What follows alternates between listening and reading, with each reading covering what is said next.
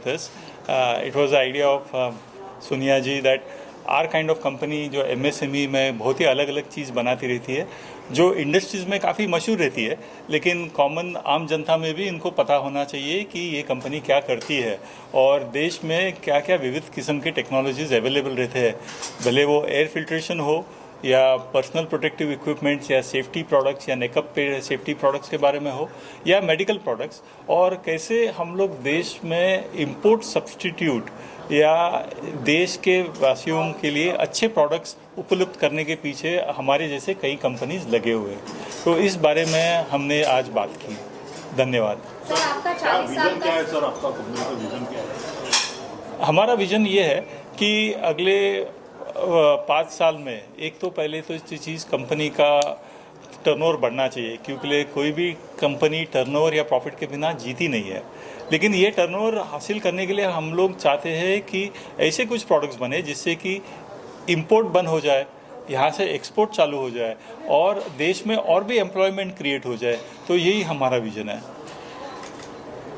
Sir, जैसा कि आपने बताया कि कोविड के समय में गवर्नमेंट से मिलकर जैसे आपकी कंपनी ने जिस तरह से पूरी तरह से काम किया था, अभी गवर्नमेंट का जिस तरह से कैंसर को लेकर जिस तरह से उनकी काम चल रही है, तो उसमें विनर्स का किस तरह से कॉन्ट्रीब्यूशन? देखिए, विनर्स का कैंसर से डायरेक्ट कंट्रीब्यूशन नहीं है, क्योंकि मेडिकल फील्ड में 2 किस्म के प्रोडक्ट्स रहते हैं, एक थेरेपेटिक प्रोडक्ट्स रहते हैं और एक नॉन थेरेपेटिक प्रोडक्ट्स रहते हैं। वीनस ज़्यादातर नॉन थेरेपेटिक प्रोडक्ट्स में लगे हुए।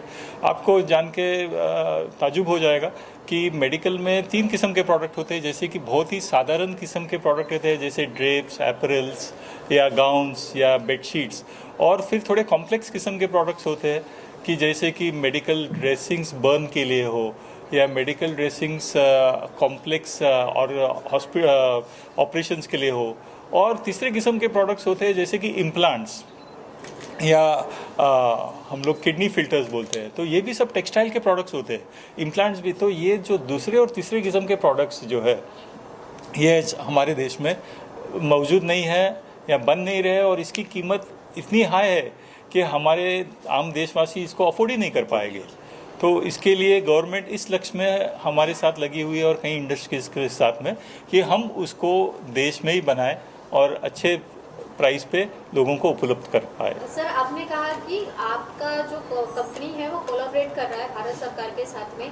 जिस तरीके से आप लोगों को गांव में रोजगार दे रहे हैं, तो क्या महिलाओं के लिए भी कुछ आपकी कंपनी के माध्यम से सुविधा उपलब्ध है या उनको कुछ एडवांटेज मिलेगा? देखिए, सबसे पहले तो हमारे कंपनी में मेरी वाइफ खुद महिला है और वो मेरी 50% पार्टनर है और हर लेवल पे महिला है, लेकिन 75% of our people employees are महिला। और हमारे कंपनी में हमने महिला का प्रशिक्षण के लिए और स्किल बिल्डिंग के लिए हर जगह हमने उनको उपलब्ध जो देनी चाहिए वो दी है। और ये जब हमारे कंपनी ने, गवर्नमेंट ने कंपल्सरी के, मुझे प्राउड है बताने के लिए, बिफोर गवर्नमेंट कुड से कि सभी लोगों को अकाउंट चाहिए, हमने गवर्नमेंट के पहले ये लागू कर दिया था कि हम सैलरी हमारे महिलाओं को केवल डिजिटल मीडिया से ही देंगे। इसलिए दे रहे थे हम लोग क्योंकि हमको जानकारी हो गई कि महिलाओं का जो सैलरी है और कोई लेके जा रहा है। तो हमको लगा कि, और वो उनके पैसे लॉकर में छुपा रहे थे, टॉयलेट्स में छुपा रहे थे, वो देखते हुए हमने देखा कि महिलाओं के लिए ये डिजिटल योजना जो है हमने चालू करनी चाहिए। और उसके 6-8 महीने के बाद जब सरकार ने किया, हमको पूरा विश्वास हो गया हम सही कदम से जा रहे हैं।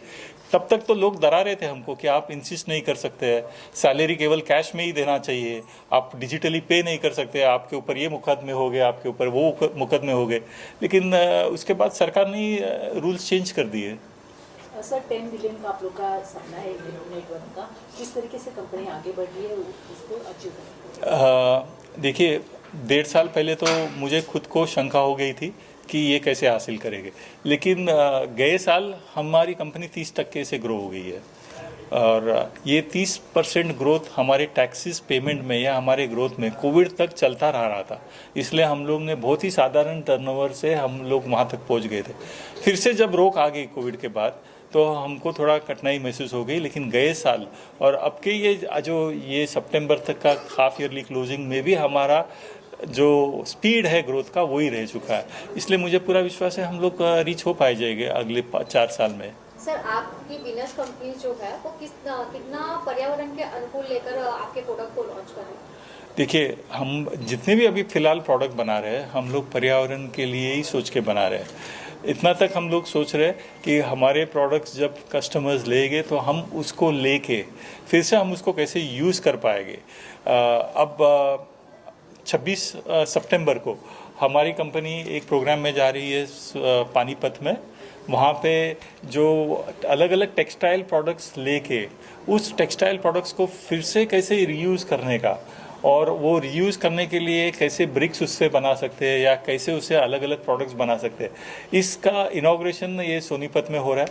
और फॉर्चुनेटली मिनिस्टर जो गिरिराज सिंह जी है, minister of textiles government of India, वो खुद ये प्रोग्राम में आ रहे हैं।